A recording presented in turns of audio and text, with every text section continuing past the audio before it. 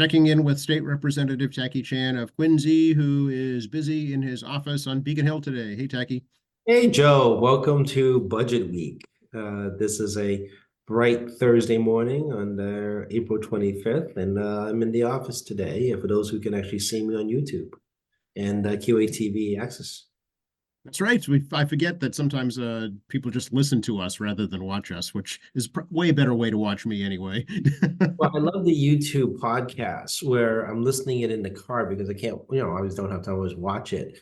And there's like visual charts or something involved, and obviously you can't see said charts while you're listening to the podcast. So it's always like amusing to be like listening along. It's like I know there's a chart, but I can't see it, or there's a graphic, or there's a background silent video that you're talking about, and I'm like, okay, well this is odd. You have to use your imagination. Yeah, But yeah. that's why I always ask you to, give out your contact information for that very reason. Oh, well, I just figured you should just record that once and just play it over and over again at the end, and it'll be a little quicker. No, I want to make it as easy as possible for people to reach you. Well, they have been. I'll tell you honestly, they really have. I mean, this is a budget week at the State House. I said last week we took Monday off for Passover and started budget on Wednesday, and we're actually in day 2 of 3. We fully expect to have the budget debate complete by tomorrow at some point. I don't want to hazard a guess. And yeah, people are writing in, calling in, postcarding in some cases, their requests for budget amendments. I regret that I cannot sign every budget amendment. To be honest with you, we kind of started running out of time as we get closer to budget debate because we have to sort through so much paper and emails and other phone calls. I mean, you got to remember, folks, you get like stuff people drop in the mail or drop at the office, plus you have to sort through the emails, plus you got to sort through the call list. Right. It's very decentralized. So, the email is actually the newest part of our lives relative to the totality of this world. So, now you're just like categorizing emails, and then you gotta, sort through all the papers, advocates, and then, like I said, people call in and the phone rings and people start just taking messages, and we take your amendment numbers and your home address and your name, and we try to, start trying to sort out. Then we have to find the amendment, read the amendment, know what the amendment actually does, because we can't always rely on the advocates to be the sole definitive explanation, because I like to actually know what we're getting into. And that takes time. And unfortunately, sometimes we do run out of time and just can't get to them all.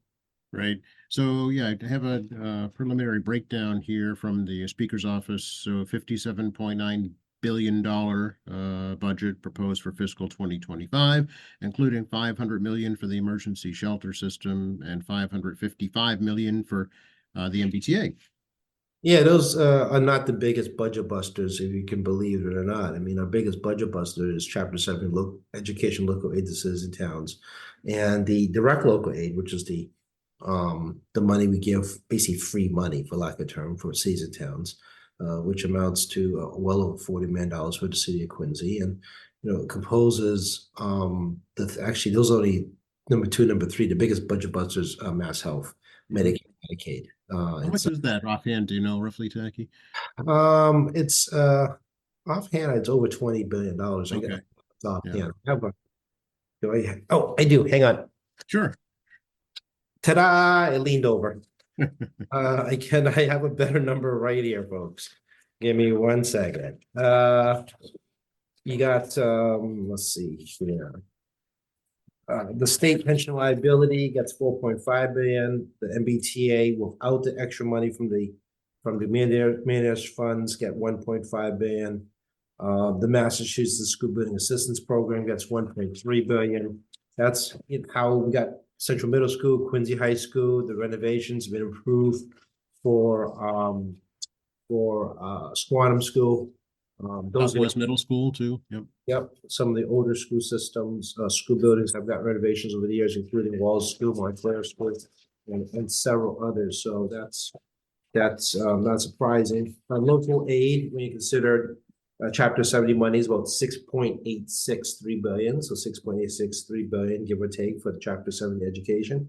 And if you throw in the local aid unrestricted money, which is 1.283 billion, and if we throw in charter schools, the supplemental educational assistance funds, money to help cases where you have new transfers into school system midterm, homeless transportation, regional school districts. $9 billion goes into education Okay, in local aid. So it's pretty substantial. it Uh, is indeed, yeah. And then we're gonna flip here to healthcare. This information's, public, right? Folks can see Oh this yeah, if they you can want to. find it yourself. Yeah. It's just I got the cheat sheet because they gave us the Yeah, what do you call it, the highlight reel. yep, yep. So let's see here. Mass health spending. Yep, I was right. Over $20 billion. Mass health spending is the single biggest line item at 20.8 billion. So it's about a $51 billion budget. Your healthcare as you hit Medicare, Medicaid age is a match between the state and the Fed. So we're a 50% match, as well as Medicaid and Medicare. So if your mom or dad, or perhaps yourself is an assisted living facility, that is Mass Health / Medicaid, Medicare. And so we come with 50%. So our project is 20.77 bit, it's 20.778 billion. So it's over a third of the total state budget. Yeah, and this is Yeah. this is fixed costs. Right. I mean, as I like to tell people, I mean, you want to cut the budget, and so I want to cut the biggest number. All right, let's go after number one. Let's go after Mass Health. And people are like looking at me, it's like, what do you think is our aging population, which is true. And people like my mother and perhaps your mother and father and your grandparents, or perhaps yourself, is reaching Medicare, Medicaid / Mass Health. I mean, I combine them because Mass Health runs all those programs, and you have Medicare on the side as you grow older, supplement Medicare Part B and so forth. But the state does contribute half those costs. And people always talk to me about this stuff, and we can't deficit spend, as I like to say, and this is one of the big fixed costs. Another big fixed cost, as I talked about, was Chapter 70 plus the unrestricted local aid, which is $9 billion. So that's just in the edge of $30 billion or a $51 billion budget. Yeah. So I mean, and you start to lose a lot of space as you go along, because once you roll in, the pension liability, you roll in the school building assistance, you roll in the MBTA funds. I mean, that adds another $7+ billion. So now looking at 37 billion out of $51 billion, that's a fixed cost. Right. Right. So there's not a lot left there to cut after you're done with all that. Yeah, I mean, to be honest with you, once we add in things like the prisons, you add in the debt service we have to pay, the discretionary part of the budget is well under 30%. Right. Right. So does this include the new millionaires tax revenue, Jackie? Yeah, that's rolled into the discretionary component, but that's discretionary, not discretionary, right? Because that's to go to transportation and to education costs. Education, yeah. So we didn't do exactly a 50-50 split. We gave a little more side to the transportation. I'm sure we're going to get some flack for that. Our conference committee is going to have to iron that number out. Yeah. But it went to most of that money on transportation from the millionaire's tax, as you just said, is going to MBTA. Yep. Yep. And almost 200 million to regional transit as well. Yeah, those of us in Greater Boston don't have regional transit. Those of us outside of Greater Boston have regional transit, which is transit-run municipalities or regional government as a cooperative to provide mostly bus transportation inside a set of smaller communities or within a small/large community, depending where you are in the state. So, Right. being in Quincy, we don't experience that. But if you come from outside of Quincy or moved to Quincy and came back and lived in one of the other regional communities, whether regional transport or localized transport, the state supplements that through the regional transportation assistance program, plus any town money, the taxpayer town residential property tax money of that town would pay for that, plus any kind of grants they can find on the federal level. So, for example, I was in Acton, I think my mom to eye doctor, and I saw a regional transportation bus in Acton. Mhm. It's a free transport for the small town. I'm sure it's not 24/7 by any stretch. But I mean, that's a combination of state, local, and whatever grants they can find to operate them. And the Berkshire is much more important. They don't have a rapid transit rail. They don't have giant bus depots like we do in Greater Boston. But we talk about trying to transport people like in 30 towns. Right. Yeah, no, they have, the private companies, Greyhound, Peter Pan, what have you. But yeah, they're solely reliant on that service. Yeah, and it's much more limited service. I know people want like 24-hour MBTA, and of course, we live in a dense urban area, so we have a different thought on the matter. But in our more rural areas, they really have much more daylight type service. Basically a working hours, so to speak, service. And honestly, they probably could use longer than working hour services because even in rural areas, they don't have typical 9 to 5 jobs anymore. That those days are gone. Yeah, it's a 24-hour society we live in now for sure. I'm thinking on the Cape, there's the Cape Cod Regional Transit Authority. That's right closer to home is the Brockton area, the Bat bus. So yeah, Yeah, and as you can imagine, as you all know, the vast majority of electeds do not come from Greater Boston. right. The vast majority of electeds come outside Greater Boston. They don't, taxpayers in those parts of the state see no reason why they should fund the MBTA. So I hope people do appreciate the fact that while we are super majority a Democratic state, there is regional interest and local interests which do not align to the local interests you may have here in Quincy.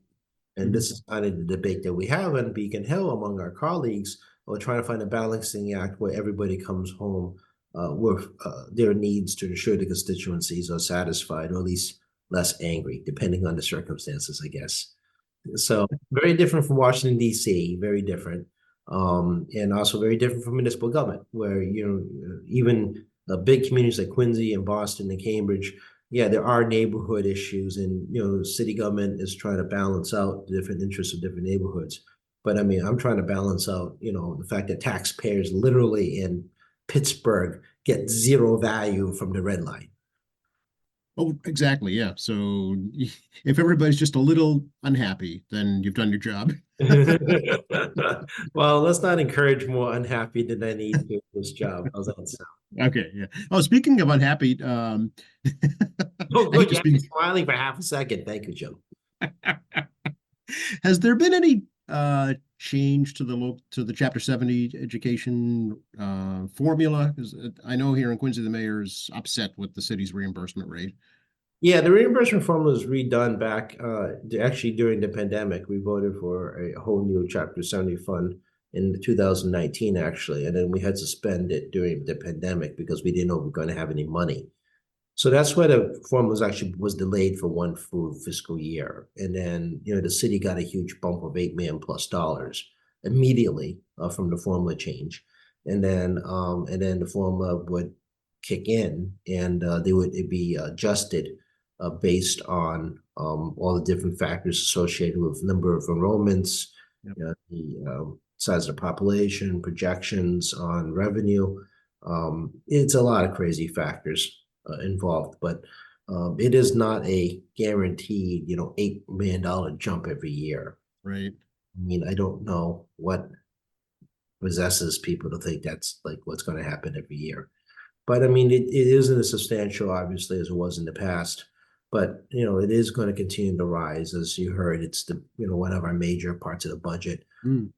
and we fully expect the overall size of it to go up 10 to 20% every single year. Wow. Okay. It'll move around based on different changing circumstances of different school districts, because we know school districts are not static. Right. Yep. Okay. So as things change, you'll change too. But like I said, we're on a balanced budget up here because we can't, as you all heard about things like 9C cuts already happening this fiscal cycle, which means that we can't overspend. And while we do have a half-free rainy day fund, we have forewarned folks at the local municipal level that the gravy train is over, folks. I mean, the COVID money is basically expended. The city got a substantial amount of COVID money as well, beyond the state assistance. And a lot of these these grants that we got from that money is all gone. And we're relying on the federal money, the infrastructure money coming through. In particular, is something the state's very interested in leveraging, and all municipalities are looking to try to leverage that as well with the state. So but it doesn't really address the basic operating budget, and we got to tighten your belt. How you got to manage that out, and and you got to be foresight in the matter. I mean, we have a bond cap, as people may be aware of, right? It's adjusted by CPI every year. and we do have a debt cap. I mean, it's not like the federal debt cap. We don't keep running against it all the time, Just but print more money. yeah, we don't print more money. Trust me, we stay under the debt cap. And we also have about probably 2.2, $2.5 billion in annual borrowing. And we try to keep our debt loads under 5% of the budget. And it's not easy. I'm going to tell you guys, it's not easy because, as you all guys appreciate, the infrastructure of the state's not very good. It ain't. We all know Well, that. roads and bridges are in tough shape. Yeah. Yeah, but that's bond money. And the Yeah. more we borrow, the more it hurts our debt service. And construction is not cheap. Materials are not cheap. So, it's a very challenging component to prioritize. And we talked a couple of podcasts back, that we approve Chapter 90 money in the House, which is now currently waiting in the Senate, where the city will get over 2 fiscal cycles, approximately $2 million, give or take a little, for local roads and bridges. The state will pick up the debt. And, I just talked about school building assistance funds, right? You can get 60 to 90% reimbursement depending on circumstances and your application. Well, that state picks up that debt on behalf of the city. You start to come up between 40 and 10% depending on the project on your residential tax dollars on the city bond. But, we will pick up more than 50% of cities and towns' debt service through the school building assistance program, because that's the debt service we're paying on your behalf, so to speak. So, as I say, once you start adding it all up, how much the state is participating in the city budget, it'll clear $60 million Yep. pretty easily. It's a $40 million budget. So, folks, please remember that. I mean, this is something that the speaker, Bruce Ayers and John Keenan, and people don't seem to appreciate or realize exactly the amount of effort it takes for us to, to be a major part of your budget to try to help the city out. So it helps try to reduce your property taxes or keep it from going faster, higher by, using the state monies, other taxpayer money to supplement. And like I said before, you think someone in Pittsfield cares about the fact that their tax dollars come to Quincy? No, Or, they do not. or Orange, Mass, or Forward, or Right. Dartmouth, or Florida. There is a Florida, Mass. Yep. A New Braintree. Braintree. You think those guys are happy about their state tax dollars being sent our way? Because honestly, Boston is the biggest gobbler of state dollars by far and none. Sure. And don't get me wrong, 10% of the population, 50% GDP generator for New England, and definitely well over 50% for the state. We all understand that. But big cities like Quincy, do quite well. Mhm. It's other tax dollars. It's not your tax dollars that are coming to Quincy, from other parts of the state. So, Yeah. I mean, we're a big partner in state finances in terms of providing essential service money, and in the middle of the budget, we're hoping that there's be some space left, despite the fact that our projections are lower than it has been for 2 years on revenue. That we have little space to get some more money back to local not-for-profit agencies that do good work, as well as some city related programs. So yeah, QCAP's having their annual awards ceremony this evening, actually. Beth Ann Strollo is going to get an award for 40 years of service at QCAP. Yeah, let's not make fun of Beth Ann. She might hurt me. That's incredible achievement. So good for her. Yeah, no, me and Beth Ann are trading some emails. No, congratulations to Beth Ann, obviously, as well as a number of folks that have done 25 plus years of service, and 20, I think there's a 15, 20, and then you get to Beth Ann's 40. It's like a gulf to Beth Ann. And I've known Beth Ann, as I remind her every so often, from the days when she was helping administer the Head Start program. Yes, sure, I remember it too. Yeah. When Rosemary Warburg at the time thought for some reason some 20-something kid should sit on an advisory committee, the Head Start, and Michael Morrissey said it would be a good idea and a positive experience, which it turned out to be a very educational experience for 3 years. Sure They did. sat on an advisory board that Rosemary put me on and introduced me heavily into human services. And that's how I met Beth Ann for the first time. And it's been this long friendship and working and personal friendship for many, many years. So congratulations, Beth Ann. I restrained from being quippy on the matter. So other recognition, there's Eileen Liu has 30 years, Susan Keenan with 25, and Angela Goosen with 20 years of service. So good for them. Yeah, well, it's good that we just don't point out the period of time that Beth Ann's been with us.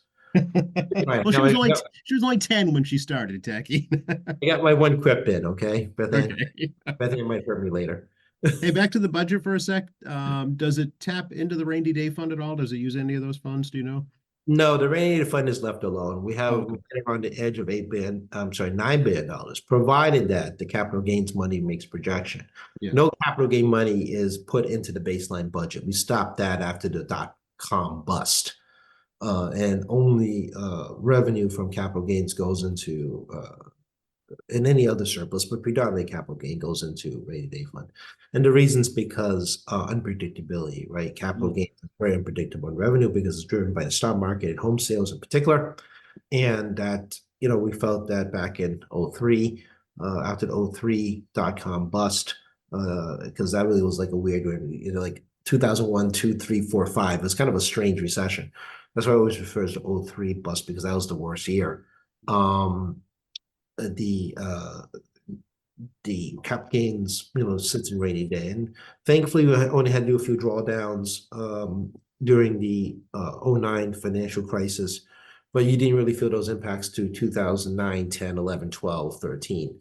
And then, there was a drawdown then, but it wasn't, we were able to keep it from being drawn down to zero. Mhm. And then since then, the economic situation improved. Obviously, cap gains and property transfers and sales improved. So as a result, we were able to build up that rainy fund on capital gains. And you shouldn't reach $9 billion if the projections are correct. And that's why I'd be cautionary when you look at news reports, when they say reducing tax revenue, they don't tell you which part of the tax revenue. Right. So, but obviously, we always hope there'll be cap gains because if it's capital gains reduction, it just means rainy day reduction. It doesn't mean baseline spending budget problems. And if there's a severe crisis, we can always draw from the rainy day to balance the budget, or there's some kind of unforeseen emergency. But thankfully, the past year and to the end of this year, we still have just enough ARPA money to cover some other emergency costs. But come the end of 2024, we will not have that availability. So, we're making do by trying to keep our reserves fully intact, with true rainy day. And sadly, I've been around long enough to see really bad days. This is not good, but it's not horrific. So no, actually, I think the rainy day fund in Massachusetts is one of the highest in the country. Yeah, we're among the top 5. I mean, certain states such as Texas and Alaska, their reserve fund is based on oil. So a place like Alaska, for example, takes their oil money and it goes straight into rainy day. The drawback is that they're also oil dependent. So I remember that once the pandemic hit and people stopped driving, period, no one flew. It was a complete decline in usage of fossil fuels. And they actually had the biggest budget shortfall of the country. They had like a 40% budget shortfall immediately. Because so much of the revenue is driven by oil movement, because they tax or pilot. We can call it what you want, but they get paid for the oil. Right. Yeah. To Alaska. So, I mean, in their rainy day fund would not be able to cover it. And they actually have a sovereign fund. Very rare a state has a sovereign fund. But Alaska is one of those states that has a completely separate fund that is not taxpayer fund. It's oil money fund. And it's kind of, not personal taxpayer, it's corporate oil money fund. And then that money set aside as a major investment for Alaska they could draw from perhaps later on. But I mean, I'm doing an aside again, as you can tell. But I remember looking at our first set of charts from National Council of State Governments regarding, the impact of 2020 COVID. And we're like, ooh, this isn't good for us. Then we went down the list of who got smacked the hardest, and we got to like Alaska, 40% immediate decline in revenue. I was like, wow. Yeah. I mean, things were good here, but we weren't Alaska. Right. Exactly. Yeah. Wow. I didn't know that. Interesting. Okay. Yeah, that kind of jumped out at you when you looked at the chart. Be happy you're not a state rep in Alaska, Tacky. Well, back in 2020, obviously. Oh, then, right, exactly. Yeah. Very special year. Obviously, now that we're back to some reality, and you notice the price of oil it's a futures kind of thing. It's floating in between $80 and $90. It may tip close to 100 if global geopolitics don't stabilize in Ukraine, as well as the Middle East. Yeah. Let's talk a little bit about, we promised we would talk about this, the new electricity program in Quincy. Have you got your letter? Yes, my mom got her letter this week, so I went over my mom, and uh, it is a significant savings from the basic service. I did some fast math. If you take the city's automatic, you will be enrolled in if you do not say anything. You save about 24.2% against the basic service. And if you do the basic service, which you have to enroll into, your savings is 26.5% against current basic service. And take the green power because you want 100% green, you get 19.1% savings against basic service. Mind you, basic service, which is the utility national grid in our case, um, electrical generation cost, it does fluctuate every 6 months. And the city will lock you into December 2027. However, you can get out of the municipal aggregation at no charge and no fee. But I like to point out definitely that the basic service does provide a little bit more savings than the standard service, and you do have to make the call. So I actually did do the phone call for my mom, called Entergy, which is the suppliers, the number on the paper we got, or the letter we got, and they called it in, and the person was very nice, and he actually was very straight up. We're getting phone calls from your state, and we're not doing well on trying to do these transfers, but we're going to give it a try. So he tried it, had some challenges, said I'm going to refer to a Massachusetts office, which then scratches their head. Why isn't the phone number calling a Massachusetts office? So then reaches out, a very nice person, went through the whole same process, and again, was able to do a transfer. So they sent me to yet another office and a third transfer, which was able to go through the process and was able to provide us to go onto basic service. You have to get your account number from National Grid, and you have to verify your identity. And obviously they have to verify your permission to do the transfer because you're the bill holder, which is the case as my mother. My mom was with me, so they could hear my mom. And then they actually, once they complete the process, they actually do another confirmation to make it clear to you that this is just energy. National Grid still does the distribution. They're not responsible for the wires. Are you aware you're not responsible? They are not responsible for the wires. They have some, ability they can get out with no fee. They actually have to go through these questions at the very end to confirm, what their responsibility is, what your responsibility is, which is also reflected in the letter provided by the city. And then you do a survey at the end regarding customer service. So it was 3 different people to get me to transfer from the standard service to the basic service for my mother, which was fine. People weren't difficult at all, very polite. But hopefully the future, they'll only require 1 individual to help you and not 3. Yes, because folks that don't have somebody like you to advocate for them could get lost in the shuffle, unfortunately. Yeah, and if you're not a native language speaker of English, it could be somewhat challenging. Given the city is more than 25%-ish folks that come from other countries, give or take, English as first language is actually not uncommon in Quincy. Mm-hmm. So we'll read the rates really quickly for you. The National Grid rate, which is what you're paying now, is 18.213 cents. The rate that if you don't do anything, meaning you don't do anything at all, in the city you automatically put onto it, is 13.804 cents. And then if you move on to the basic, which is what my experience I just went through, is 13.394 cents. And the Quincy premium is the one that's totally renewable power. That's 14.737 cents. So, it's under 0.5 cents per kilowatt differential between the basic service and the city standard service should default on. But again, it depends if you want to have some renewable energy in it, or do you just want 100% savings, which is no additional cost. There is a disclaimer by the city, and is a correct disclaimer that the basic service that National Grid is unpredictable because it's a very 6-month variable rate. Let's say the price of oil drops to $50 a barrel, somehow peace happens on the planet suddenly before the next big process in July. This basic rate could be down to substantially lower than the city rate if there's a massive reduction in oil supply. I'm sorry, reduction in world peace and oil supply is plentiful in oil. Right, right. And then you have a reduction in energy prices because a lot of energy prices are still very much tied to fossil fuels. Yep. And if that does happen by some strange coincidence, you can opt out of the Quincy program and go back to National Grid, right? Yeah, but again, once you're out, you're out. So I'd say that when you do energy, it's not looking at a snapshot of 6 months or 1 year. It's really kind of a glide path of a totality of the time of the contract you're in. So in this case, looking December 2027, under municipal aggregation. So you're looking at kind of like what you think the energy price would be on an average of the totality of the time period, not just a snapshot every 6 months. Oh, I didn't know that. I thought you could just flip-flop back and forth at will. No, I don't, no, you're out, you're out. I mean, Okay. I don't believe you can get back in because it kind of defeats the point of municipal aggregation as, it's not a competitive supply. Okay. That's good to know, actually. So you're out until the next contract, I guess, in 2027.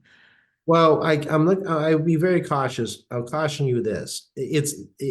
Other places don't let you back in.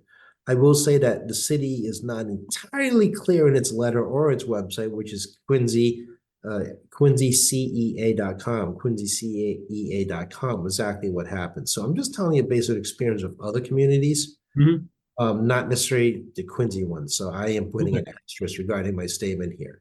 Okay. All right. But Quincy CEA.com is the city website on this.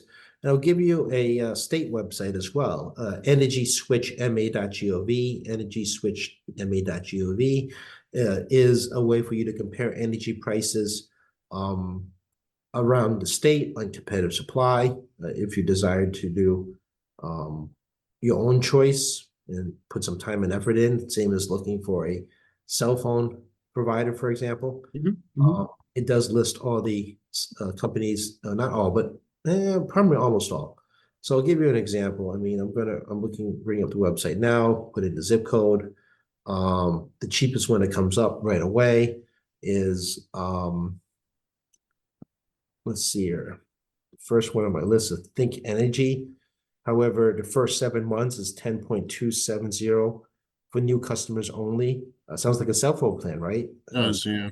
10.270 kilowatt hours for the first 7 months. And then you have to read the rest for the details. Okay.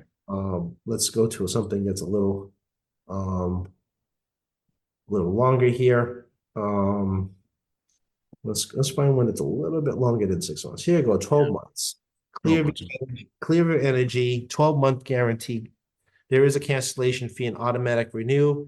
That's 12.59 cents. I'm not advocating for you to do this. I'm doing it as an example.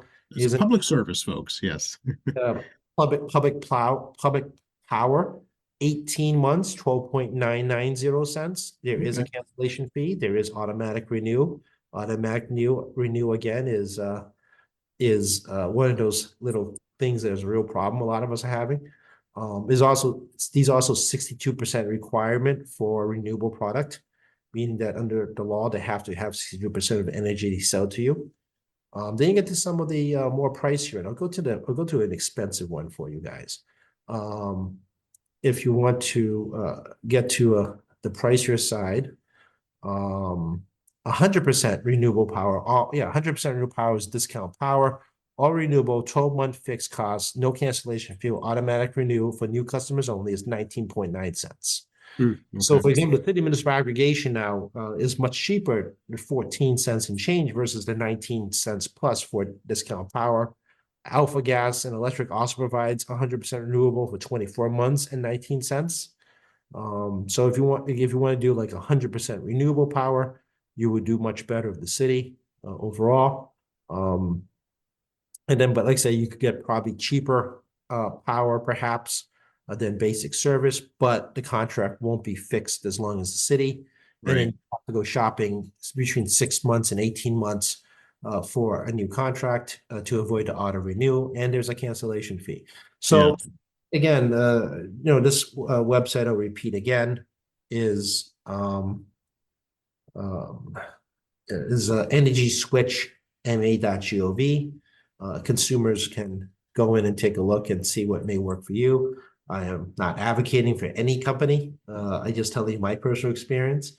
But definitely go to the state website there on EnergySwitchMA.gov, as well as QuincyCEA.com to look at the municipal aggregation. I believe up to like mid-May, I think May 15th, something to make a decision on opting out or changing your service, because once you're locked into the standard service, or if you want the renewable energy or the basic service, you're locked into that service to 2027 December. And again, you're thinking about this not in terms of short term. You got to think of this as kind of like that's time period. So you feel you can do better on the competitive supply on your own. Now you guys have a baseline to look at based on the city's municipal for 3 years, almost more than 3 years. If you feel that you can do it better on your own, like shopping for cell phones or cable TV, or or now streaming services, you're welcome to try to figure it out. If you feel that this is a good price for you as an average user, then stay with it. And if you feel that you can take your risk on basic service for every 6 month variable, well, you got that option too. Yeah, the devil really is in the details if you want to shop on your own, though. You got to read that fine print and know about cancellation fees and automatic renewals, because you can get caught in the trap. Absolutely. I mean, like I said, it looks very similar to cell phones in that sense. I'm not saying it's the same, but in the sense of auto renews as well as cancellation fees. I mean, you have that problem there. But also, unlike a cell phone service, when you do the auto renew, it also changes the price. So you're not locked in that price. You're locked in the price for the months provided. And then the auto renew will be the new price that's put out. But you got to know it's coming, and you got to be ready for it. And I think that's kind of an interesting thing, because believe it or not, your cell phone bill has gone up a bit because of inflation. The base price hasn't, but a lot of taxes and fees have service fees, quote unquote, have been added onto it, right? And this is upsetting a lot of folks, including myself. But I mean, that's something telecom companies can do. In the case of energy companies, when they get to auto renew, they don't do that kind of extra fee stuff. The rate is the rate is the rate, but the rate will change at the end of your term of your contract. And before your contract terminates, you should find another supplier before termination. And I think we have a bad habit of waiting to like last possible second to make decisions. We really, it's just how we are as people. Of course, we're just human, right? That's what we do. Yeah. So I mean, obviously, in the case, that's why competitive supply energy is a little different approach. You have to. It's like terminating your lease agreement if you have rents, right? You don't want to wait to the day it terminates to make it determine what you're going to do. You have to think about it going into the end of your lease agreement, what your plan is. Energy supply is kind of like a cell phone in the sense that it has a similar type program in terms of trying to buy stuff because they're trying to incentivize you. On the flip side, once you're in, you got to think of this more as kind of a lease agreement. As you close and end the lease, you should really be making decisions about what you're going to do next. Yeah, I actually go to my paper wall calendar and physically write like a week before it's due to renew to remind myself. That way it gives me at least a week to figure it out. Yeah, absolutely. And like I said, also going to supply creates a little confusion, folks, because those who've never done this before, the billings that was odd, right? So you have the distribution charge, plus you have the energy charge, which is two separated charges.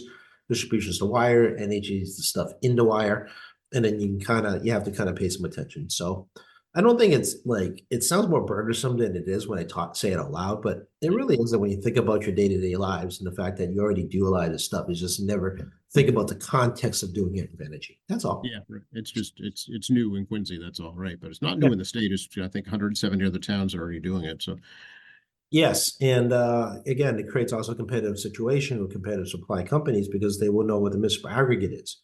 So it also encourages competition, for folks that are competing now, not just against the basic service, but also municipal aggregation and against each other. And again, the consumer choice is that you have a lot of options available. As I said before, the mandatory 62% minimum is the state requirement for renewable energy for all power. And then, if you want to go to 100%, you can do that. And you guys can wait it out. As I gave you a website, you can kind of look at some of the basics. Again, it's not devil in the details, always in details, folks. You got to look into it. And same thing is here, as I said before earlier. My experience has always been once you opt out of municipal energy, you can't get back in, but I could be wrong. And these are good questions they should ask the city and ask Entergy about. As you can tell, I was not a participant in this process, but I did read a letter and I did go through the process to get my mom into basic service. Yeah, yeah, that's good. I want to talk about the economy a little bit. Yeah, GDP numbers came out today below estimate.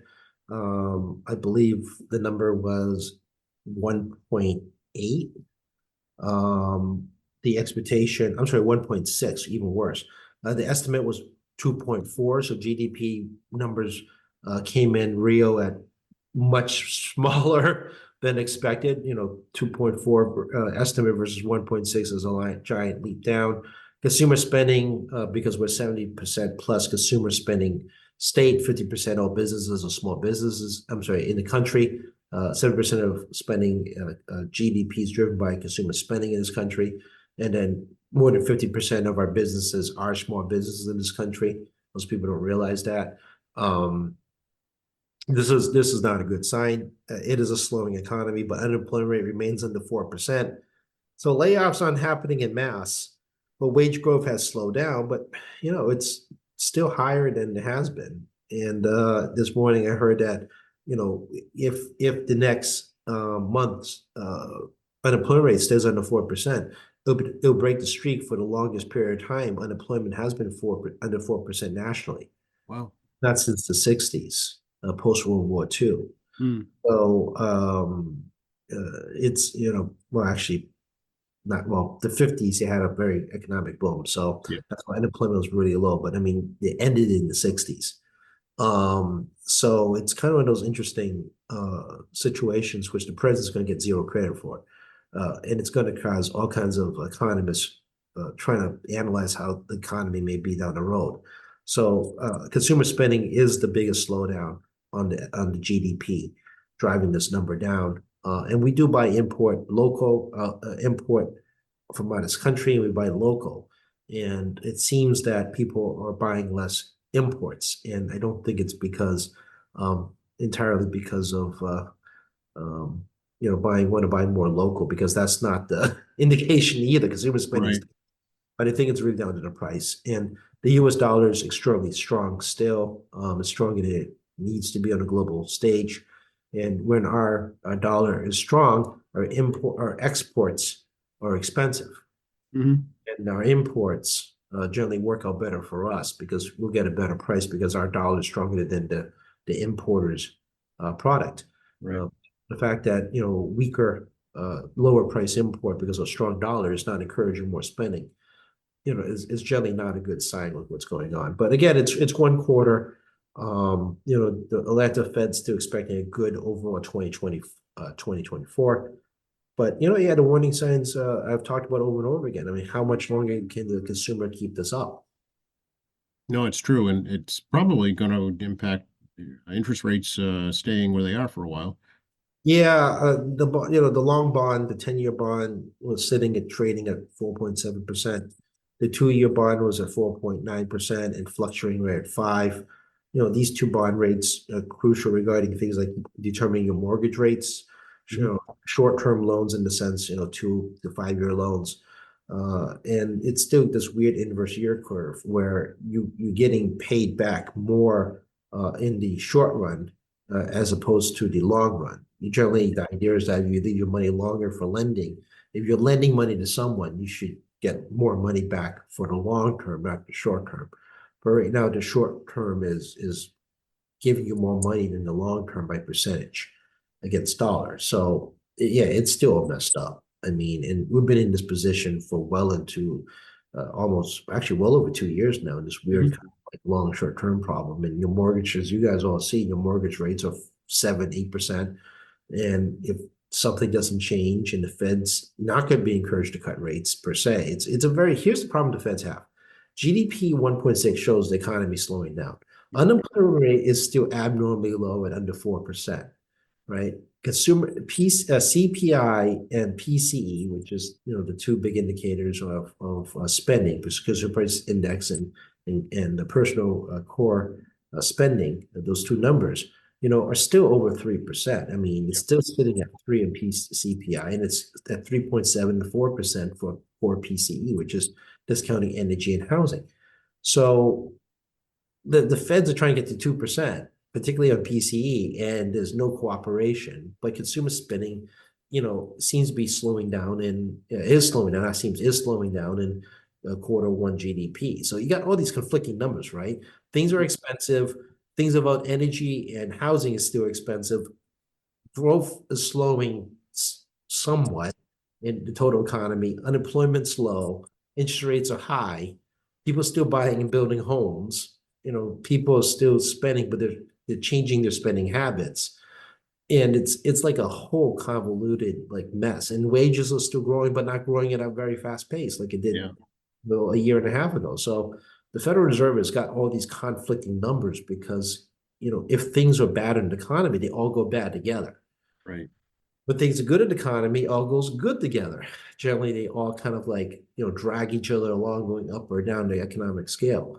So, this talk about, Fed's cutting rates, down from the 5.25 to 5.5 range to bring it down, quarter point, or maybe bring it down to 0.75%, drop it 0.75 end of the year. It isn't looking very likely now. It's very confusing because they read the GDP number as weak economy. Maybe they should cut rates to start, propping up spending by, trying to create better lending opportunities. But on the flip side, the other side of the numbers show that inflation is still too high and employment is very high. So they're really in a bind down there at the Federal Reserve because you got all these conflicting economic numbers. You can talk to all the talking heads you want on any news channel, regardless of which channel you pick. But it's very unpredictable economy, and it affects you and me, and not just price at the pump or price buying food, but also impacts the state tax revenues, and it also affects consumer spending on things like meals taxes, right? Yes. The meals tax, out of state people pay extra on hotel taxes. Most of us domestically do not pay hotel taxes in Massachusetts. I mean, some of us probably do. We're going to travel inside the state, but the vast majority of folks are out of state. They're using things like car rentals, Massport, using the regional airports, using the hotels, and also the meals taxes and sales tax. A lot of tourists come in, and how much money nationally and internationally they have in your pocket determines their ability to come to Massachusetts. Yeah. So we got the big schools. The big schools automatically make tourism. Right. So yeah, I have no idea what's happening. I just know I've been part of my job at this committee chair is to pay attention to this stuff. Right. Yeah. Yeah. It's very perplexing. What do you make of the kerfuffle with the state transportation secretary suggesting tolls at Massachusetts New Hampshire border? Well, you gotta love the governor's statement the next day, which says that was unauthorized. We're not doing this, and we have complete confidence on something she said she was wrong. But like, I just picture giant skid marks in the governor's office. Put the brakes on that. Yeah, right at my phone, folks. Those who can't see me on TV and now watch me look down at my phone, see if I can find the quote that I found most perplexing on this whole thing. It was kind of I reject that idea, but I support her fully, basically. Yeah, it's let's see if we can scroll over here. Let me do this. Scroll. I get way too many. I reject everything the secretary has said, and I put some dots in because that works. I reject everything the secretary said. ... She has my complete confidence. So I mean that's basically what she says. So I'll read you the tweet. Governor Healy, this is actually from Lisa Kaczynski. Let's give that credit. Lisa Kaczynski's text, Twitter, X thing, inbox. Governor Maura Healey says her transportation secretary border toll suggestions, quote, do not represent the views of the administration. And to be clear, I'm not proposing tolls or at any border quotation. She said she's quotation, made it clear, quotation, to the secretary has quotation, confidence in her leadership, quotations. So short answer is I kind of said that, I reject everything that she said, but she has my complete confidence. Right. Yeah. I Uh, think the that's my summary. yeah. I think the new secretary needs to realize that whenever you're speaking in public, you're speaking to the public. Yeah, so let's make sure I give that credit to Lisa Kaczynski's ex uh, tweet. I don't know, what do we call these things anymore? But yeah, I mean, the answer is, folks, no, we're not doing any border tolls. And if she wants to change the excess tax, she has to talk to us. And as far as I'm aware of, there is no appetite in this place for taxes. So I don't believe the speaker has an appetite for it. I can't speak for the Senate. But I'll give you another funny one since we're also do this anyways. You guys know Wiki Candid. Scott Van Boris, I don't know if you're Scott Van Boris. He was a Boston, I believe Boston Herald business editor. He has a newsletter called The Contrarian Boston. You can subscribe to it if you care to. And I'll give credit to Scott Van Boris for this one regarding the fact that Karen Spilka, the Senate president, actually said something about the fact she has proposed border tolls in the past. So Okay. you need a little context, right? So Karen Spilka is from Framingham, Natick in Metro West.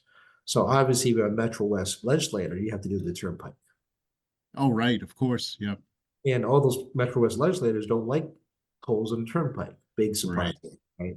So they feel sometimes, I'm not saying everyone, I'm saying the Senate president in this case, feels like what's good is for the goose is good for the gander. Ah, okay. So why don't we toll the borders like they do in New Hampshire? Yeah, interesting. Because they have to live with tolls on the Mass Pike, and the Senate president does. So that's kind of where that logic comes from, in case you're wondering. Okay. Okay.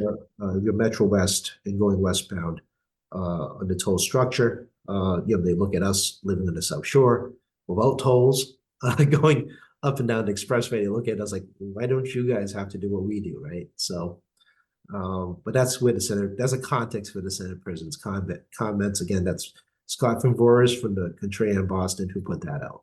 Okay. Okay. Why are there still tolls on the turnpike anyway? I thought that was all paid for. It's maintenance. So Yes, the old maintenance tax. yeah, it's actually kind of interesting. So I don't know how many people listen to actually use the turnpike like a lot in the last 30 years. But one of the things that actually happened is that once, there's multiple issues. One of the things that happened is once we stopped putting the tolls directly into the turnpike, there's no longer a Mass Turnpike Authority that oversaw the toll money. And it got put into the general fund for transportation trust fund for all the transportation. The Mass Pike Quality Road is actually not as good as it used to be. Those who paid tolls and drove it a long time, who had a lot of experience on turnpike, may remember that the best road in the state was the turnpike, by far and none, because the tolls went all back into the turnpike, including snow removal, damage repair, new construction. It was not part of the state taxpayer dollars. It was contained within the turnpike. Bonds were leveraged against the tolls. And then same thing regarding the Big Dig. The tolls were used to leverage as the loan for the Big Dig. Because Wall Street wants guaranteed funds, we actually use the turnpike's reserve account as the collateral for the loans for the Big Dig, which obviously now stretches to Logan Airport. So there was a big push to eliminate Turnpike Authority because it's considered political patronage and politically good punching bag.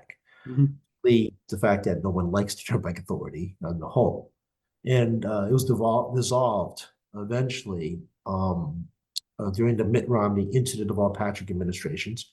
And then they didn't take the tolls down because we have to pay for the Big Dig, because that's how we're paying for the Big Dig. And any extra money that is there goes to the Transportation Trust Fund, which is distributed through the whole state. Okay. All right. Yeah. Obviously, I've used the Pike, you've used the Pike. It isn't like I'm a regular Pike user. But if you live in, the Metro West area going down to the Berkshires and you're a regular user of the Turnpike, they've all observed over the last 15 years or so, the Pike road quality isn't what it used to be. It's because they're not getting a lot of money. Okay. So you and I that are non-turnpike users are directly benefiting from the fact that a portion of that money has gone to the Transportation Trust Fund for Gotcha. overall infrastructure for the state. Yeah. Okay. So it's just the pie is cut into much smaller pieces. Honestly, if you're living on the turnpike and you hated the Turnpike Authority, well, you got what you wanted. In the sense it's gone. Right. Right. Tolls didn't go with it. On the flip side, if you wanted nice turnpike, you should have kept all the money inside the turnpike and not let it leave. Interesting. Yeah. Well, I mean, that's why New Hampshire roads, the interstates are so nice. Well, yeah, because also they don't take Fed money. Right.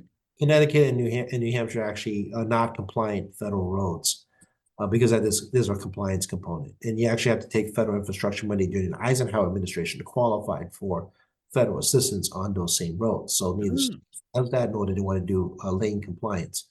So certain roads in both states are not federal assistance. So things like tolls are crucial for places like New Hampshire because they have no other revenue source, they have no income tax, and as a result, this becomes a bit of a challenge. I will say that in Massachusetts, we did actually also take advantage of this through Tip O'Neill and Ronald Reagan and Ted Kennedy because they're the ones who was able to get the big funding because the old overpass expressway, you may remember that scary green overpass expressway was actually built before the Eisenhower Transportation Infrastructure Act. That was built before that. So it never qualified for federal funds to Big Dig. So, but it took, Ted Kennedy, Tip O'Neill, and Ronald Reagan to work out an agreement to funnel money from the feds into the Big Dig project. Okay. A little history here from Techie. Well, I mean, back when you could actually cooperate in Congress and yeah, a Republican president and a Democratic legislature getting together. Yeah, and like work on like one of the biggest infrastructure projects in the country. Yeah, it was like $11 billion, I think, something like that. At the time. Well, I think it was at $1 billion when it started at the time. Yeah, Ballooned to 13 plus billion, and I think it got a little more than that at one point. I think you're right. Yeah. The problem with these estimates is they were using dollars from day gone by. So I mean, estimates are the estimates, but you got an estimate from 1988. It's not the same price in 1998, and Right. that's been the problem on this construction projects is because they only know what they know then. They can't figure out what's going to be now. And we live an example of that. People had construction projects planned in 2019. Yeah. Hyperinflation hits now 2024. Your estimated price in 1919 was based on the prices you knew then. Oh yeah, it's the new Quincy Police Station is a perfect example of that. Yep. Yeah, absolutely correct. So this is causing havoc in the sense that the last several years, as we talked about earlier about inflation, not necessarily just for major construction, but also for home projects. Absolutely. Yep. We got to go, Jackie. I know you have to go. You're looking at your screen there. Yeah, for those who can see me glancing to the side, I do have a small television to the left side, actually monitoring debate from my office, and I just see the word roll call in progress. Okay, all right. So we got it in. We managed to get it in during budget debate. How about that? Yeah, 617-722-2370, 617-722-2370. We're in office today, obviously, room 42 of the State House. We are at tacky.chan at mahouse.gov. My staff is saying I can get out of here. State Representative Tacky Chan, Facebook, MAlegislature.gov, TackyChan.org, at Tacky Chan at X. And of course, we can talk to Joe Catalano anytime you want. Email him if you got a problem. Okay. Thanks, Tacky. Thank you, staff. We'll talk to you next week. All right. Thank you, Joe. Talk to you next week.